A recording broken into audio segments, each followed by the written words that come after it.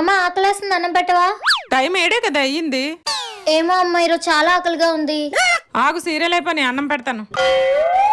A few moments later. అమ్మ serial అయిపోయిందా?